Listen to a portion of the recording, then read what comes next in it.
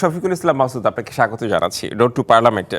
শুরুতে একটু জানতে চাই, কেমন চলছে নির্বাচনী প্রচারণা? আসসালামু আলাইকুম রহমতুল্লাহ। ওয়ালাইকুম আসসালাম। বাউফলবাসীর পক্ষ থেকে ডিবিসি চ্যানেলকে ধন্যবাদ জানাচ্ছি আমাদেরকে সম্পৃক্ত করার জন্য। আমি এখন বাউফলে আছি, বাউফলবাসীর সাথে আছি।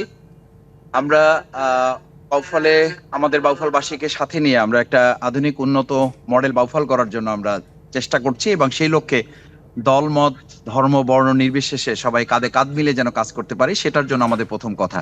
দ্বিতীয়ত আমরা চাচ্ছি যে আমাদের বাউফলে সবচেয়ে এখন গুরুত্বপূর্ণ হচ্ছে যেটা ইন্টার কানেক্টিভিটি, অর্থাৎ আমাদের পুরো ঢাকার সাথে বগা সেতুটা, যেটা এটা হচ্ছে বাউফলবাসীর একটা গুরুত্বপূর্ণ দাবি। আমরা সেটা নিয়ে ইতিমধ্যে কাজ করেছি উপদেষ্টা মহোদয়ের সাথে, সড়ক যোগাযোগ উপদেষ্টা। আমরা কয়েকবার তার সাথে যোগাযোগ করেছি। আলহামদুলিল্লাহ ইতিমধ্যে বাউফলবাসীর দোয়া এবং আল্লাহর রহমতে প্রাথমিক বেশ কিছু কাজ এটা সম্পন্ন হয়ে এটা চলমান প্রক্রিয়ার মধ্যে আছে। ডিপিপির কাজ চলমান আছে। আমি সর্বশেষ গত 2 দিন আগেও কথা হয়েছে। আমাদের বাউফলে আর একটা গুরুত্বপূর্ণ হচ্ছে এটা নদীমাতৃক আমাদের বাউফল, নদী বেষ্টিত বাউফল। সেখানে নদী ভাঙনের কিছু বিষয় আছে। অনেক মানুষের ঘর বাড়ি, এমনকি গোরস্থান পর্যন্ত, স্কুল কলেজ মন্দির, এগুলো নদীর গর্ভে চলে গেছে। তো সেই জায়গাটা আমরা বন পরিবেশ উপদেষ্টা সৈয়দা ডাক্তার রেজওয়ানা হাসানের সাথে আমরা দেখা করেছি, বাউফলবাসীর পক্ষ হয়ে কথা বলেছি। উনি আমাদেরকে বেশ কিছু কাজ দিয়েছেন। আলহামদুলিল্লাহ আমরা কিছু কাজ শুরু করেছি এবং সেগুলো আমাদের জিও ব্যাগ সহ বাঁধ নির্মাণের কাজ আমাদের চলমান আছে। আমাদের সম্মানিত কৃষক শ্রমিক যারা, তাদের কীটনাশক সারের ব্যবস্থার জন্য আমরা চেষ্টা করছি। আমাদের এখানে জেলে আছে, আমরা জানেন যে এখানকার মাছ গোটা ঢাকাকে সমৃদ্ধ করে। আমরা আমাদের জেলেদের জন্য বিভিন্ন সময় লাইফ জ্যাকেট দিয়েছি, তাদের ট্রলার দেওয়ার চেষ্টা করেছি এবং তারা যেন নির্বিঘ্নে নিরাপদে মাছ ধরার কাজটা করতে পারে, তাদের যেন কেউ সিন্ডিকেটের আওতায় নিতে না পারে, তাদের উপরে কোনো চাঁদা প্রয়োগ করতে না পারে, সেই জায়গাটাও আমরা নিশ্চিত করার চেষ্টা করছি। পাশাপাশি আমাদের তরুণ শিক্ষিত বেকার যারা আছে, তাদের জন্য আমরা আত্মকর্মসংস্থান আমরা বেশ কিছু উদ্যোগ বিগত 15 বছরে নিয়েছি এবং পাশাপাশি আমরা চেষ্টা করছি তাদেরকে পড়াশোনায় যেন তারা ভালো করতে পারে, মেডিকেলে পড়ার ক্ষেত্রে সহযোগিতা করা, ইঞ্জিনিয়ারিং প্রতিষ্ঠানে পড়াশোনার জন্য সহযোগিতা করা, ভালো মাদ্রাসায় পড়তে চায়, এমনকি দেশের বাইরে গিয়ে যদি তারা ভালো কিছু করতে চায়, উন্নত শিক্ষিত হতে চায়, সেটার জন্য আমরা তাদের স্কলারশিপের ব্যবস্থা আমরা করে দিয়েছি। আমরা অর্থাৎ জনগুরুত্বপূর্ণ কাজগুলো আপনারা করছেন, মানে নির্বাচনের আগেই গুরুত্বপূর্ণ কাজগুলো আপনারা করছেন। আচ্ছা, নির্বাচনে জেতেন বা হারেন, এই কাজগুলো কি সবসময় আপনাদের মানুষের জন্য থাকবে, জনগণের জন্য থাকবে? আপনি নিশ্চয়ই জানবেন একজন সংবাদকর্মী হিসাবে যে আমি বিগত 15 বছর আমার বাউফলে আমার 350 মামলা ছিল আমার নামে, আমাকে 67 দিন রিমান্ড দেওয়া হয়েছে, আমার 4.5 বছরের জেল ছিল। আমি এই অবস্থাতেও বাউফলে এসেছি। আমার 3বার বাউফলে 144 দ্বারা জারি করা হয়েছে। আমার বাউফলবাসী জানেন এবং জাতীয়ভাবেও অনেকে এটা জানার সুযোগ পেয়েছেন যে আমাকে এক মুহূর্তের জন্য বাউফলবাসী থেকে আলাদা করা যায় নাই। এবং আমি সবসময় বলেছি, আমাকে যদি আপনারা ভোট দেন আমি আপনাদের সাথে আছি, যদি আপনাদের বিবেচনায় অন্য কেউ উপযুক্ত হয় তাহলে তাকে ভোট দেবেন, আমি তার সাথে থেকে কাজ করব। আবার যদি আমাকে আপনারা উপযুক্ত মনে করেন আপনাদের বিবেচনায়, তাহলে আমি আমার এই কাজগুলো অব্যাহত রাখবো। শুধু না, আমাদের যারা অভিজ্ঞতা সম্পন্ন আছেন, যারা আমার এখন প্রতিযোগী আছেন, যারা এখন আরো নির্বাচন করছেন আমার সাথে, সেই সমস্ত সম্মানিত অভিজ্ঞ ব্যক্তি যারা আছেন, যাদের কাজের সক্ষমতা আছে, তাদেরকে নিয়ে আমি কাজ করব বলে আমি ভোটারদের কাছে আমার অঙ্গীকার করেছি যে সবাইকে মিলে আমরা বলেছি, আমাদের বাউফলে বলেছি যে আমার রাজনীতি হচ্ছে ঢাকায়, আর আমার বাউফলের রাজনীতি হচ্ছে আমার সম্মানিত বাউফলবাসী। বাউফলবাসীর উন্নতি অগ্রগতির জন্য আমরা দলমত ধর্মবর্ণ, এবং আপনি নিশ্চয়ই শুনে থাকবেন যে এখানে ভিন্ন ধর্মাবলম্বীদের একটা অংশ আছে। আলহামদুলিল্লাহ আমরা তাদের সাথে এই বিগত 5ই আগস্ট এবং তার আগে আমরা যদি শীতবস্ত্র বিতরণ করতাম, তাদের একটা নির্দিষ্ট অংশ থাকতো। আমাদের এখানে ঝড় বন্যা কবলিত, মানে জয় বা পরাজয় যাই হোক, জনগণের সাথে সবসময় সম্পৃক্ত থাকার কথা আপনি বলছেন। আপনি যেটি বলছিলেন যে ধর্মভিন্ন যারা, তাদের পাশে আমরা থাকি, সমানভাবে আমরা থাকি। জি নিশ্চয়ই। গত 15-16 বছরে নির্যাতিত হয়েছেন অনেক, এই সময় তো আপনারা মানুষের কাছে পৌঁছতে পারেননি। এখন এই নির্বাচনের আগে খুব সহজেই কি মানুষের কাছে পৌঁছতে পারছেন? কোনো বাধা রয়েছে?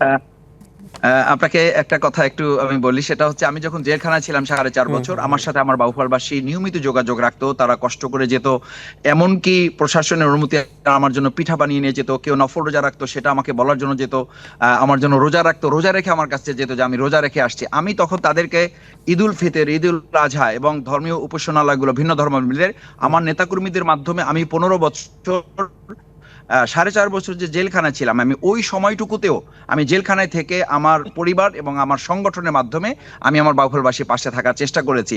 শীতের সময় শীতবস্ত্র দিয়েছি, আমার কৃষকদের জন্য কীটনাশক সার এবং তাদের ছাতা, এমনকি মোটর বাইক যারা চালায়, এখন আপনি জানেন যে রাইড এটা একটা গুরুত্বপূর্ণ, তাদেরকে আমি আমাদের বর্ষা অঞ্চল, এখানে বর্ষা বেশি হয়, তাদের জন্য আমরা রেইনকোটের ব্যবস্থা পর্যন্ত, মানে এই ছোট ছোট কাজগুলো আমরা আমাদের নজরের বাইরে রাখি নাই। আমাদের রাস্তাঘাটগুলো করার ক্ষেত্রে আমাদের এখানে আছে, সেই রাস্তাঘাটগুলো আমরা করার জন্য উদ্যোগ নিয়েছি। স্কুল কলেজ মাদ্রাসা যতটুকু পারা যায় সেই কাজগুলোতেও আমরা বিভিন্ন সময় আমার ব্যক্তি, আমার বন্ধু বান্ধব যারা দেশে বিদেশে আছেন, যারা আমাকে পছন্দ করেন, এমনকি বাউফলে এখন এই কোশ্চেন উঠেছে যে মাসুদ ভাই তো এমপিও না, মন্ত্রীও না, তো উনি এত কাজ করেন, এই সুযোগটা ওনার কোথা থেকে পান? তো আমি এটা আমার বাউফলবাসীর কাছে আমি খুব বিনয়ের সাথে জবাব দিয়েছি যে আলহামদুলিল্লাহ আমাকে পছন্দ করেন, ভালোবাসেন, আমার প্রতি আস্থা রাখেন, বিশ্বাস রাখেন এবং বাউফলবাসীকে ভালোবাসেন। নিশ্চয়ই। যারা বাউফলবাসীর উন্নতি চান তারা আমার কাছে মনে করেন যে 5 টাকা দিলে আরেকটি আমি বিষয় বলতে চাই 50 আপনাকে, টাকা আপনি কাজ অনেক করতে জনপ্রিয়, পারবো, আপনাকে সেই কাজটা আমি অনেকেই করে চেনেন, যাচ্ছি। আপনাকে অনেকেই চেনেন, বাউফলবাসী কিংবা ঢাকার অনেকেই আপনাকে চেনেন, আপনি কেন্দ্রীয় পর্যায়ে আছেন, কিন্তু জি, 300 ধন্যবাদ। আসনের জামায়াতের সব প্রার্থীকে কিন্তু সবাই চেনেন না। তো অতীতে যেহেতু নির্বাচন হয়নি, নির্যাতনের শিকার হয়েছেন আপনারা, সেই ক্ষেত্রে আসলে আপনাদের প্রস্তুতিটা কিরকম, মানে অন্যান্য আসনগুলোতে আসলে কিভাবে আসলে আপনারা ম্যানেজ করবেন 300 আসনে? আমাদের যেটা হয়েছে আপনি নিশ্চয়ই জানবেন ভাই, যে আমাদের সাংগঠনিকভাবে আমাদের সমস্ত জনশক্তি, শুধু শুভাকাঙ্ক্ষী কর্মী পর্যন্ত প্রত্যেকের আমাদের নিজস্ব সংগঠনে একটা মানে অংশ নির্ধারণ করা আছে যে আমাদের সময় শ্রমের পাশাপাশি অর্থ দিয়েও সংগঠন পরিচালনা আমাদেরকে অংশগ্রহণ করতে হয়। এটা একটা বড় অংশ। দ্বিতীয় হচ্ছে আমাদের সুধী শুভাকাঙ্ক্ষী যারা আছেন দেশে, দেশের বাইরে, আমাদের সাথে যারা ছিলেন এখন দেশের বাইরে গিয়ে কাজ করেন, তিনি সেখানে ভালো একটা অবস্থানে আছেন, তিনি আমাদেরকে সহযোগিতা করেন। এরপরে পাশাপাশি হচ্ছে এই 15 বছরে জুলুম নির্যাতনের শিকার হওয়ার কারণে যারা জুলুম নির্যাতনের ব্যবসা বাণিজ্যের শিকার হয়েছেন তারা এখন মনে করেন জামাত ইসলামের মতো এরকম সৎ, যোগ্য, দক্ষ, আমানতদার এবং আল্লাহ ভীরু নেতৃত্ব যদি তৈরি করা যায় তাহলে তাদেরকে দিয়ে আমরা নিরাপদে আমাদের ব্যবসা করা যাবে, নিরাপদে আমরা আমাদের স্কুল কলেজ মাদ্রাসা, আমাদের প্রতিষ্ঠান, আমাদের ব্যবসা বাণিজ্যগুলো আমরা পরিচালনা করতে পারবো। তারাও আমাদের পাশে এসে দাঁড়াচ্ছেন, তাদের ভালোবাসা, তাদের সহমর্মিতা। আমি আপনাকে আজকেই এখন বলি, একটু আগে আমাকে ফোন করেছে যে একজন, উনি আসতেছেন আমার সাথে দেখা করার জন্য, আগামীকাল আমি নমিনেশন পেপার তুলবো, তোলার যে খরচটা উনি বলছেন যে ভাই এটা আমি আপনাকে দিতে চাই, মানে আমাকে ভালোবাসা আপনি থেকে, তাই তো? মারুফ করবেন। আমি মানে বললাম যে আমি তো ভালোবেসে। আপনাকে চিনি না।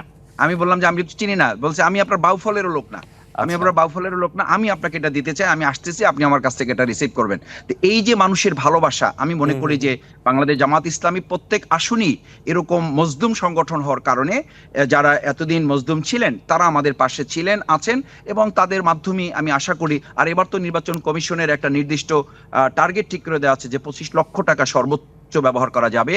আমরা এর মধ্যেই আশা করছি যে আমাদের নির্বাচনটা আমরা তুলে ফেলতে পারবো জি। ইনশাআল্লাহ। আমার আরো দু একটি প্রশ্ন রয়েছে, সেটি হচ্ছে ধর্ম বর্ণ, আপনি বলছিলেন সব শ্রেণী পেশার মানুষ, ধর্ম বর্ণের মানুষ জামায়াত ইসলামী যদি ক্ষমতায় আসে, সেই ক্ষেত্রে আসলে সবার নিরাপত্তা, নিশ্চয়তা, নারী অধিকার, এই বিষয়গুলো কিভাবে দেখবেন আপনারা? দুটো বিষয় বলি।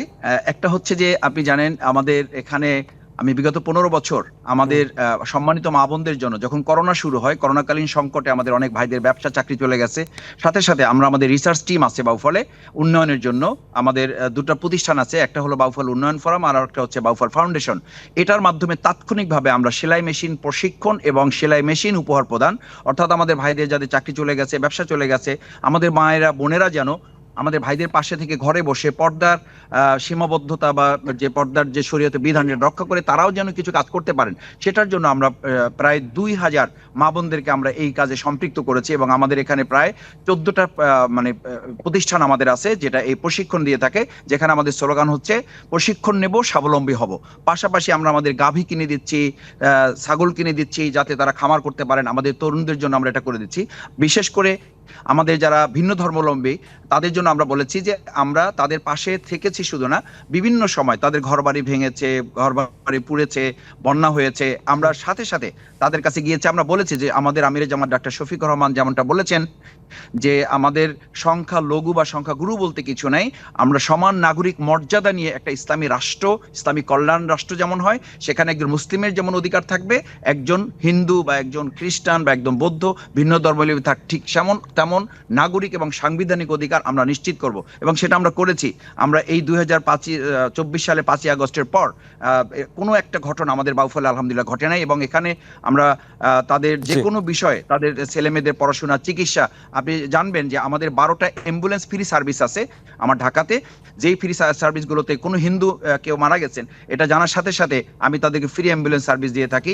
আমি শুধুমাত্র আমাদের ভাইদের পাশাপাশি অর্থাৎ মুসলিম ভাইদের পাশাপাশি আমাদের হিন্দু ধর্মাবলম্বীদের জন্য আমি আমাদের ইবনে সিনা হেলথ কেয়ার প্রাইমারি সেন্টার এখানে আমি স্থাপন করেছি, যাতে আমাদের হিন্দু, বৌদ্ধ, মুসলিম, খ্রিস্টান, এবং সেটা আমি দিয়েছি এমন পাড়ায় যেখানে আশেপাশে মুসলিমদের পাশাপাশি হিন্দু ধর্মাবলম্বীদের অবস্থান। আপনার কথা প্রসঙ্গে আমি একটু আসতে চাই, ভিন্ন ধর্মাবলম্বী আপনাদেরকে কেন বেছে নেবে? যেহেতু আপনারা ইসলামিক রাষ্ট্র প্রতিষ্ঠা করতে চান, সেই ক্ষেত্রে আসলে তাদেরকে আপনারা কি বলছেন? মানে তারা কিভাবে বুঝবে যে আপনারা একটা সুশাসন কায়েম করবেন?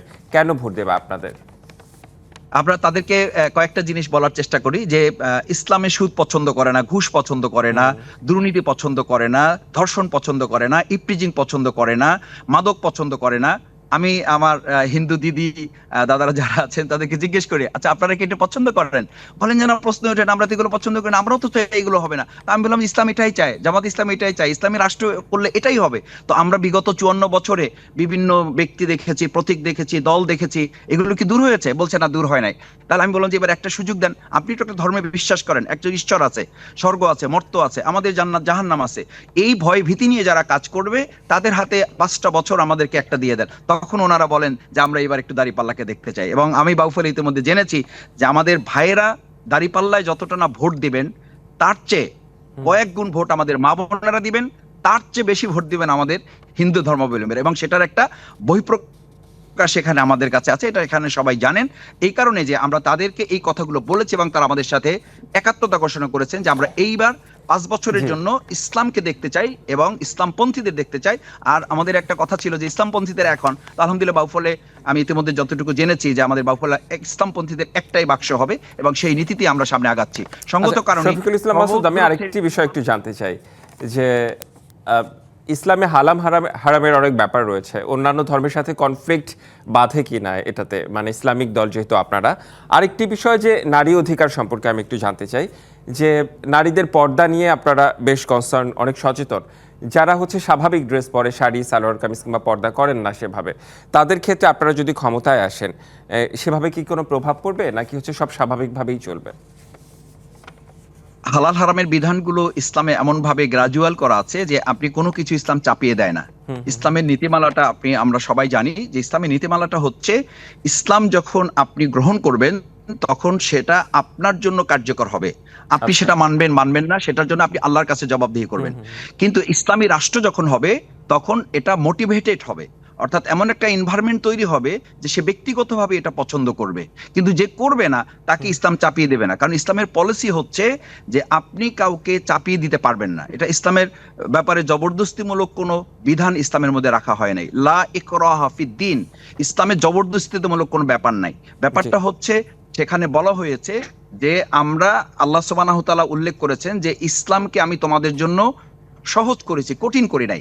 সেই ক্ষেত্রে জামাত ইসলামী মনে করে যে আমরা যদি আল্লাহ তাআলা আমাদেরকে দয়া করেন এবং জনগণ যদি আমাদের সমর্থন দেন, তাহলে রাষ্ট্র পরিচালনায় আমরা ভিন্ন ধর্মাবলম্বীদের তাদের অধিকার যেটা আছে সেই অধিকার আমরা নিশ্চিত করব। এটা জানেন যে সোনার মদিনা রাসূল করিম সাল্লাল্লাহু আলাইহি ওয়াসাল্লাম যেখানে গঠন করেছেন সেখানে কোনো ভিন্ন ধর্মাবলম্বী সেখান থেকে বের হয়ে যান নাই, বরং তারা সেখানে নিরাপদ বোধ করেছেন। এবং এখনকার এই বাংলাদেশেই মাওলানা দেলোয়ার হোসেন সাঈদী রাহিমাহুল্লাহ সহ আমাদের অধ্যাপক মিয়া গোলাম পরোয়ার সবচেয়ে হিন্দু অধ্যুষিত অঞ্চল, সেই অঞ্চলে আমাদের ওনাদের হিন্দু ধর্মাবলম্বী ভাই বোনদের জিজ্ঞেস করা হয়েছিল যে আপনারা ওনাকে ভোট দিলেন কেন? ওনারা বলেছেন যে আমরা বিগত সময়ে যে অত্যাচার নির্যাতনের মধ্যে ছিলাম সেখানে দেলোয়ার হোসেন সাঈদী সাহেব যখন এমপি হয়েছেন, অধ্যাপক মিয়া গোলাম পরোয়ার সাহেব যখন জাতীয় সংসদ সদস্য হয়েছেন, তখন আমরা মায়ের কোলের মতো নিরাপদ একটা এলাকা আমরা সেই বিষয়গুলো আমরা মোটামুটি জানি। আমার সংক্ষেপে আরেকটি প্রশ্ন ছিল, আপনার প্রতিদ্বন্দ্বী সেখানে রয়েছে, প্রতিদ্বন্দ্বীদের সাথে আসলে বিএনপি রয়েছে সেখানে, আরো নতুন রাজনৈতিক দল এনসিপি, কিভাবে আসলে দেখছেন তাদের? সংক্ষেপে একটু জানতে চাই। আমি কাউকে প্রতিদ্বন্দ্বী মনে করি না। আমি মনে করি আমরা সবাই ভাই ভাই হিসাবে এখানে কাজ করতে চাই। ইতিবাচক প্রতিযোগিতাটা আমরা করতে চাই। আমাদের রাজনীতিতে সহনশীলতা থাকবে, সহমর্মিতা থাকবে, সৌজন্যতা বোধ থাকবে। আমি এখানে 3টা কথা কমন বলি যে আমরা গালাগালি করবে, আমরা গলাগালি করব। আমাদেরকে রাজনৈতিকভাবে কেউ ট্যাগ লাগাবে, আমরা বলবো আমাদের রাজনীতি হচ্ছে আমাদের সম্মানিত বাউফলবাসী। তাদের উন্নতি অগ্রগতি হচ্ছে তাদেরকে সুন্দরভাবে বসবাস করা, নিরাপত্তা দিতে পারাটা হচ্ছে আমাদের রাজনীতি। তৃতীয় কথা হচ্ছে ব্যক্তি এখানে এমপি হবে না, ব্যক্তি হবে সেবক, বাউফলবাসী হবে এমপি। আমরা বাউফলবাসীকে মালিকানা দিতে চাই। এই চিন্তা চেতনায় যদি জি। শফিকুল ইসলাম মাসুদ বিবেচনায় জি। আসে, আমাকে ভোট দিবেন। এই বিবেচনায় যদি অন্য কেউ আসে, তাকে অন্যকে ভোট দেবেন দেখার নিশ্চয়ই। সুযোগ তো এমন হয়েছে। রাজনীতি তো আসলে মানুষ চায়, একটা সৌহার্দ্যপূর্ণ রাজনীতি। আপনাকে অনেক অনেক ধন্যবাদ শফিকুল ইসলাম মাসুদ রোড টু পার্লামেন্টে যুক্ত হওয়ার জন্য। মধুমতি ব্যাংক রোড টু পার্লামেন্টে যুক্ত হয়েছিলেন শফিকুল ইসলাম মাসুদ, পটুয়াখালী 2 ঢাকা দক্ষিণ বাংলাদেশ জামায়াতে ইসলামের সেক্রেটারি। এতক্ষণ ওনার সঙ্গে আমরা কথা বললাম।